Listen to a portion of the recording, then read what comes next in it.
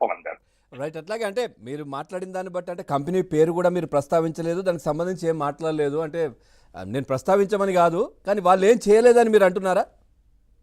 చేయలేదని అనట్లేదండి. చేశారా లేదా అనేది ఇన్వెస్టిగేటివ్ ఏజెన్సీ చెప్పాలి. ఉమ్, నేను మంచి క్వశ్చన్ అడిగారు నన్ను. మీరు ఎందుకు కంపెనీ పేరు ప్రస్తావించలేదంటే, నేను డెలిబరేట్ గానే కంపెనీ పేరు ప్రస్తావించలేదు. ఎందుకంటే రీజను, వాళ్ళు చేశారని ప్రైమా ఫేసి ఒపీనియన్ ఉంది. సిబిఐ వారు వాళ్ళని ఎఫ్ఐఆర్ లో పెట్టడం జరిగింది. ఉమ్, వాళ్ళు చేశారా చేయలేదా అనేది పర్పస్ ఆఫ్ ఇన్వెస్టిగేషన్ లో ఖచ్చితంగా బయటికి వస్తుంది. చేసుంటారని భావించారు కాబట్టే వాళ్ళని పెట్టారు. Until proven guilty every one or innocent in the eyes of law అనేది ఒక రూల్, ఒక థంబ్ రూల్ లీగల్ జూరిస్ప్రుడెన్స్ లో. దాని ప్రకారంగా పేరు చదవటాన్ని నేను అఫ్ కోర్స్ మీడియా అంతా ఆల్రెడీ రిపోర్ట్ చేసి నేను చెప్పకపోవడంతో దాని పెద్ద నష్టం జరిగేది ఏమీ లేదు. కానీ కాకపోతే నేను ఎందుకు చెప్పలేదంటే, లైక్ లీగల్ పర్సన్ గా మాట్లాడుతున్నాను కాబట్టి పేరు చెప్పదలుచుకుంది. ఇండివిజువల్స్ పేర్లు పెట్టుంటే I would have read out. But company పేరు పెట్టారు కాబట్టి ఆ కంపెనీ యొక్క ఇన్వాల్వ్మెంట్ ఏముంది, ఆ కంపెనీ ఎంతవరకు ఇందులో ఉన్నదని ఖచ్చితంగా central bureau of investigation one of the premier investigative agencies అండి. ఎన్ఫోర్స్మెంట్ డైరెక్టరేట్ కూడా మొన్న సిట్టింగ్ ఇన్కంబెంట్ చీఫ్ మినిస్టర్స్ ని కూడా అరెస్ట్ చేసిన విధానాన్ని కూడా మనం చూసాం, లిక్కర్ పాలసీకి సంబంధించినంత వరకు.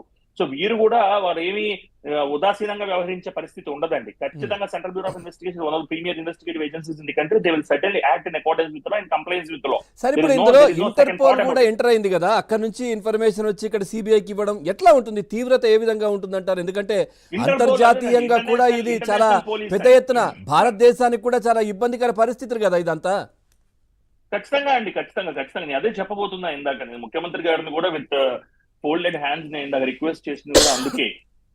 దేశ లెవెల్లో ఎన్నో సీ షోర్స్ ఉన్నాయి. ఇందాక చెప్పాను, మహారాష్ట్ర ఉంది, గుజరాత్ ఉంది, చెన్నై మన తమిళనాడు ఉంది, ఇలాంటి రాష్ట్రాలు చాలా ఉన్నాయి మనకి. సో ఇలాంటి ఉన్నప్పటికీ మన రాష్ట్రానికి ఈ విధంగా మాదక ద్రవ్యాలు ఈ లెవెల్లో ఈ క్వాంటిటీలో వస్తున్నాయంటే ఖచ్చితంగా అది దేశంలోనే మనకు పరువు పోయే ఒక అంశం అది. అందుకనే ముఖ్యమంత్రి గారికి నేను మళ్ళా నివేదించుకుంటున్నాను మీ ఏవిఎన్ ఛానల్ ద్వారా. సో ఖచ్చితంగా ముఖ్యమంత్రి గారు దయచేసి దీని మీద ఒక కమిటీ పెట్టి ఎందుకు వస్తున్నాయి, ఎక్కడి నుంచి వస్తున్నాయి, ఎందుకు వస్తున్నాయి, ఇప్పుడు సిబిఐ వారు ఇది చేస్తారు. ఇంతకు ముందు కూడా ఇట్లాంటివి ఎన్నిసార్లు వచ్చినాయి, అసలు ఎవరెవరు దీనికి రెస్పాన్సిబుల్, ఇలాంటి కంపెనీస్ ఏమున్నాయి విశాఖపట్నంలో, నిజంగా కంపెనీస్ డ్రగ్స్ ని ఇంపోర్ట్ చేసుకుని డ్రగ్స్ సప్లై చేస్తున్నాయా, ఈ కంపెనీస్ వాళ్ళు ఎవరెవరు ఉన్నారు, వాళ్ళ డైరెక్టర్స్ ఎవరు, అందులో వాళ్ళని ఏ విధంగా వాళ్ళ మీద చట్టపరమైన చర్యలు తీసుకోగలుగుతాం, లేదా ఈ కంపెనీస్ కనుక వాళ్ళు కంపెనీని ఇన్కార్పొరేట్ చేసిన దానికి వ్యతిరేకంగా కనుక వాళ్ళ memorandum of association, articles of association కి వ్యతిరేకంగా కనుక వాళ్ళు వ్యవహరిస్తుంటే వాళ్ళ మీద చర్యలకి మీరు రిజిస్టర్ ఆఫ్ కంపెనీస్ కి ఏమన్నా రాశారా? ఈ విషయాలన్నీ వెల్లడించాల్సిన అవసరం. ఎందుకంటే ఒక నమ్మకాన్ని నింపాలి దేశంలో, విశాఖపట్నం మీద ఒక నమ్మకాన్ని నింపాలండి.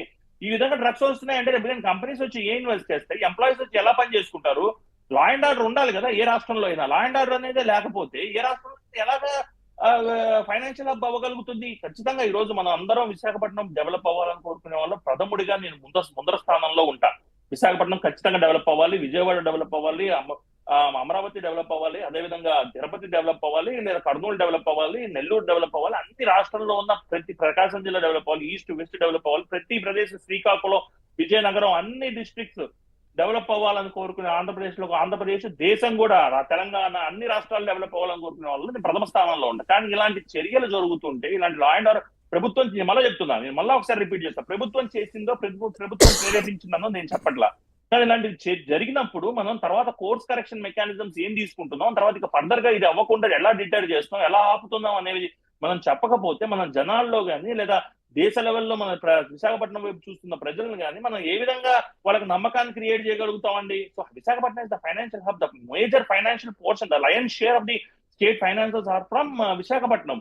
సో అలాంటప్పుడు మనం దాన్ని ప్రొటెక్ట్ చేసుకోవాలి, దాన్ని సేఫ్ గార్డ్ చేసుకోవాలి, దాన్ని కాపాడుకోవాల్సిన బాధ్యత మన మీద ఉంది కదా. అలాంటప్పుడు ఏం చర్యలు చేపడుతున్నాము?